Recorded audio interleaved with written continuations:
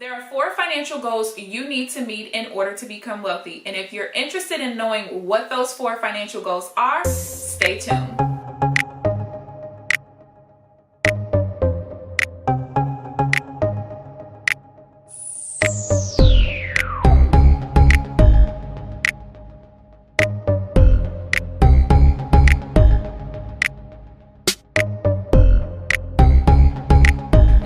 Financial goals is really important when it comes to your journey towards financial freedom. Goals help to keep you focused, it keeps you motivated, and it gives you something that's very measurable for you to see where you are in your journey, whether you're at the beginning, the middle, or the end. Now, the other big reason why it's very important for you to have financial goals is because if you don't know where you're going nowhere. Now, I want you to imagine if you and I were to go to a gun range. If I were to blindfold you and spin you around in a circle 20 times, put the gun in your hand and tell you to hit the target in the head with one shot, how likely are you to do it?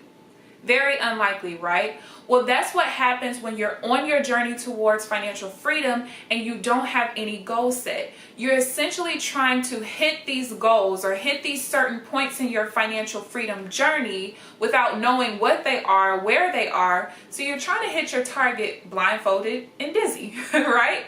So out of all of the financial goals that you're going to set for yourself, there's going to be some small goals, some medium-sized goals, some large goals. There's going to be some short-term goals, some medium-term goals, and some long-term goals. Overall, there are 4 financial goals that you absolutely have to meet if you want to become wealthy. Now, financial goal number 1, you need a mini emergency fund of $3,000. And the reason being is because your stress level in regards to emergency situations is a direct reflection of how big or how small or non-existent your mini emergency fund is. When you think about some of the previous emergencies you've had, whether you got a flat tire and you needed new tires, something went wrong on your car and it cost you a couple $1,000s, maybe you had some kind of health crisis and you had to go to the ER or anything like that. When you think about the expenses of those, most of the time, those expenses have been less than $3,000. So if you can imagine, if you had a mini emergency fund of $3,000 in place when that emergency happened, your stress level would pretty much be non-existent because you know that you have the money sitting in the bank waiting just in case you have an emergency that your checking account cannot take care of. Financial goal number 2, you want to have a true emergency fund that is worth 6 times your monthly bills. Now, why do you need this? So the mini emergency fund, like I said before, was for emergencies, kind of smaller emergencies. But you want this 6-month fund just in case the economy hits you and you lose your job.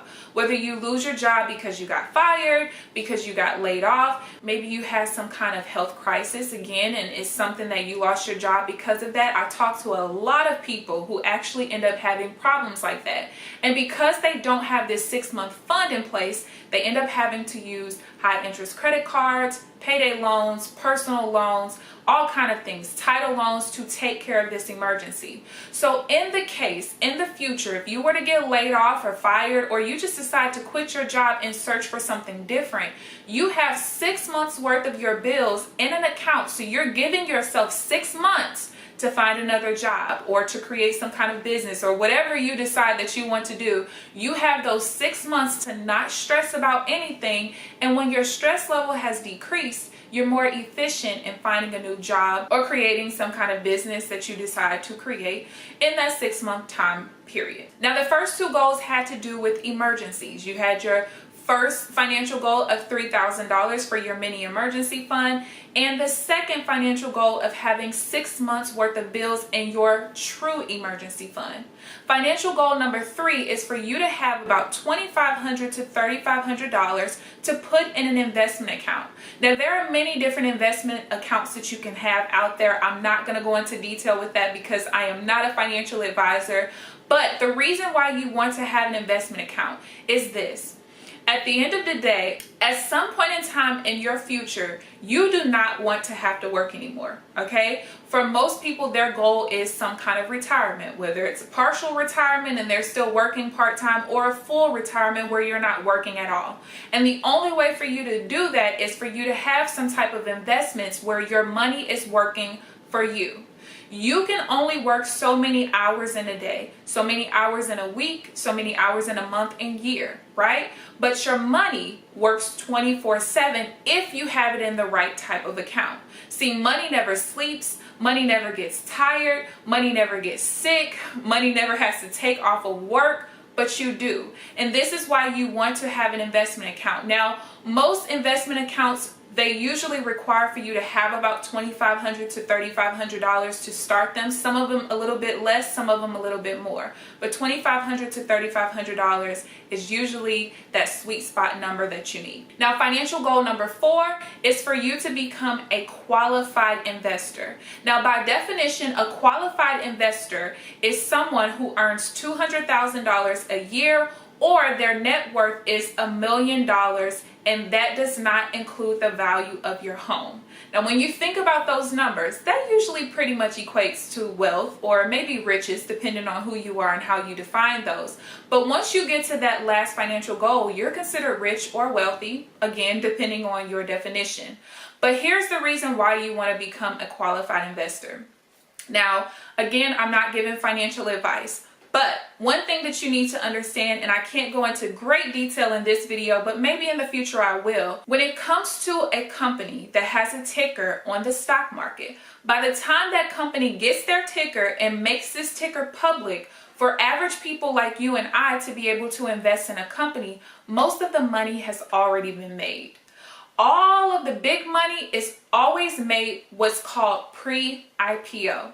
And in order for you to have access to investments pre-IPO, so that by the time a company goes public and your shares start to multiply, you have to be what's called a qualified investor. And that's why that's one of your biggest, and the absolute last financial goal that you want to hit. Now, while having financial goals is very important, it's also important for you to have a financial plan. You have to have a plan for your money. Now, I'm not going to go into detail about those plans. Why? Because guess what?